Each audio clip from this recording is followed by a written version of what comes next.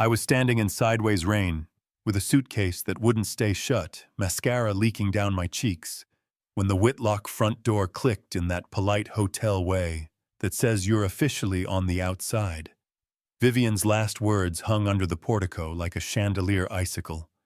You are not what our son needs, Marin best to step away indefinitely. And I was trying not to vomit on the marble when the sky started humming. Not thunder, deeper, steadier.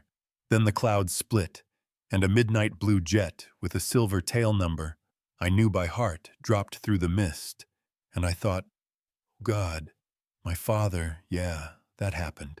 I hadn't spoken to Martin Rowe in almost 3 years.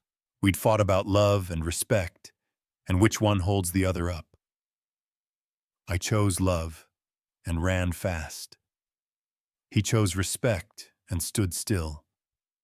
And yet there he was, walking through the rain without an umbrella coat, unbuttoned, face calm in that way that makes wind behave.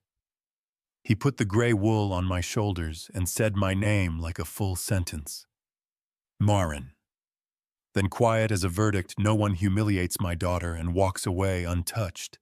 His hand was warm, I finally breathed. If you need the backstory, you can have it quick and true. I met Colin in a coffee line. He remembered my order. He laughed with that soft laugh people use when they were raised around too many hard ones. I believed him when he said his family would love me once they knew me. You know what I mean? Hope makes a good lawyer. The Whitlock place at Waverly Cove looked like a museum that had decided to have children. Chandeliers with more zeros than my student loans. A lawn you could get lost on. I wore my mom's pearl studs to the wedding because they felt like permission. After the toasts, Vivian leaned in with the kind of perfume that sounds expensive and called me tidy, tidy like a drawer. I laughed because what else do you do when the person who basically owns your Sundays calls you tidy? Colin squeezed my fingers under the table and whispered, "They'll come around. We'll take it slow." So I did. I set flowers where no one would notice, wrote thank you notes to housekeepers and tucked them under folded towels, sipped coffee at dawn in the back garden, where the wind didn't care who I married, and at dinner I learned how to disappear politely. The table so long it needed a map. Richard talked bonds and golf trips that smelled like elections, Sloane perfected. Compliment as slap.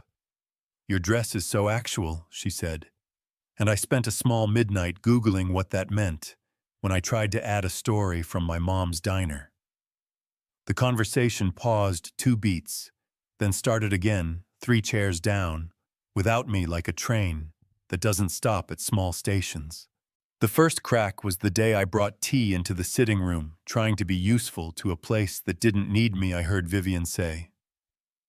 She's a Project Thrift Store kind, and Colin, the man I loved, said, "Not she's my wife, not you're out of line, just let's not do this now," and that hurt. In a way you feel in your teeth, then came the spring gala where money puts on a tux and pretends to be philanthropy. I wore a rose dress I'd saved for not designer, but it fit my ribs, and that felt like a win. The light liked me for a second. Then Vivian took the mic, and with that perfect charity voice thanked those who truly belong here. She looked at me like a person notes a stain before flagging down a waiter. A ripple of polite laughter went around the room. I looked at Colin, and his jaw was tight, but his mouth stayed shut in a lemon polish hallway. She suggested a break for the house if you're uncomfortable, dear. Give us some quiet, she added indefinitely. Like a surgeon says, we got it all, and I went upstairs, picked up the suitcase I had packed 2 weeks earlier, because my gut is rude but not wrong, and I stepped into rain. That's where the jet found me, where my father put his coat on me and called the cars up the drive. The gate opened like it owed him money. The stone steps filled with bodies who had paid for valet elsewhere. Vivian carried her smile like a tray. Richard adjusted cufflinks as if they were going to testify. Colin stood behind them with rain in his hair, and a face I still loved and didn't recognize my father. Let the silence do the shouting. You put my daughter in a storm and mocked her, he said. You forgot your own house could be small then. He looked to his assistant, and the waterproof folder came forward, paper that had held the Whitlocks up more than any column out front. North Star Row Ventures had underwritten 3 of their developments, held their revolving credit on the marina project. Bridged the retrofit downtown, brokered distribution. On that shiny home brand they bragged about. All relationships, all paper and paper. Burns fast when the right person says the word. As of now, he said, it's over. Termination. Notices have already gone out. We'll protect subcontractors and workers, because they are not. The mistake here, you will learn what it costs to put cruelty over character. The crowd made a sound that Rain couldn't swallow. Vivian stared like she could bargain with bone. Richard went pale in the way very tan men go pale, and Colin tried a step forward. Sir, I didn't mean for, and my father not unkind, just exact, said. You stood still, that is a meaning. The folder hit marble with a flat thud. I will hear in my sleep for years. Vivian's knees touched stone with a precision that looked practiced. Please, she said, not the queen voice now. A person voice, don't ruin us. And I stepped closer because I wanted my words to land where they belonged. You didn't ruin my marriage, I said. You ruined what could have made us family. You don't get that back with please. Sloane stared like she was trying to locate where I'd kept the audacity. Richard muttered to a man who was definitely a lawyer and definitely not a magician. Colin said my name, and inside it I heard 1,000 small good days, and all the times he hadn't used it. When it mattered, I got in the car, heels steady on slick stone, and we left. The next morning at my father's place, the light came in clean. His house on the bluff is glass and honest wood, and nothing that begs to be admired. He knocked like a guest and brought coffee with honey, not sugar, because he remembers the things that matter. He didn't say, I told you so, he said. I waited for you to remember what you already are in the afternoon. He pulled me into the room that smells like cedar and maps. A stack of papers on the desk. A photo of my mother holding up a pie, like a trophy. The foundation arm is yours, he said.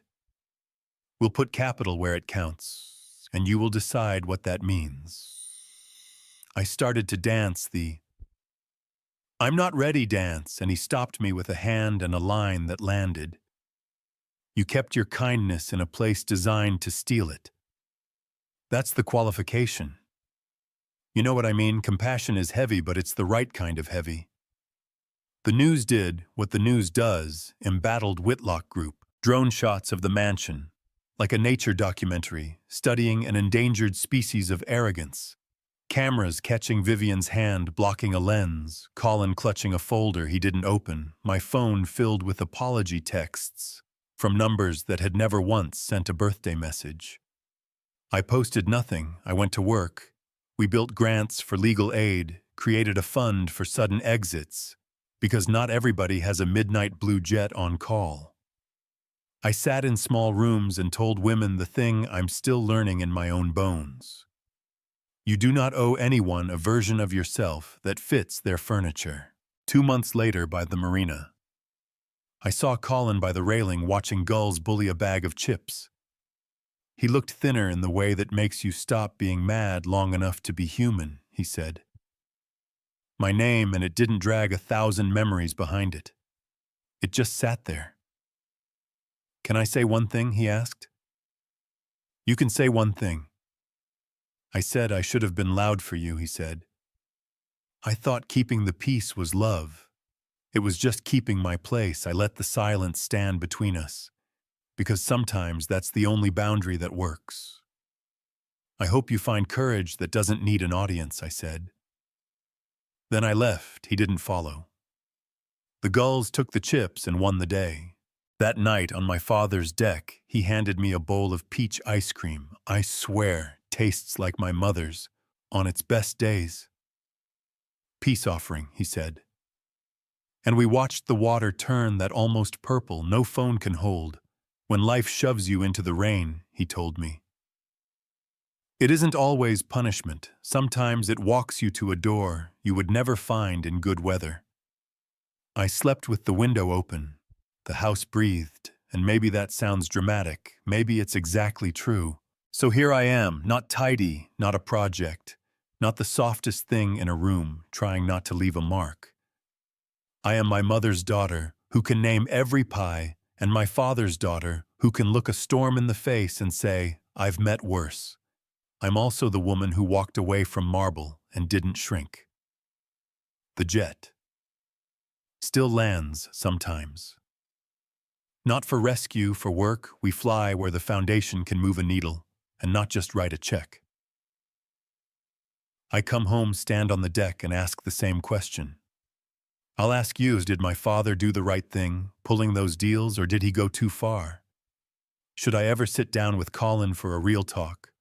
Or is silence the line that keeps dignity intact? And what fancy bullying have you seen dressed up as tradition? Drop it in the comments. Tell me where you're watching from. Push back if you disagree. Because if you've ever been told you don't belong and decided to belong to yourself instead, then yeah, you know exactly what I mean.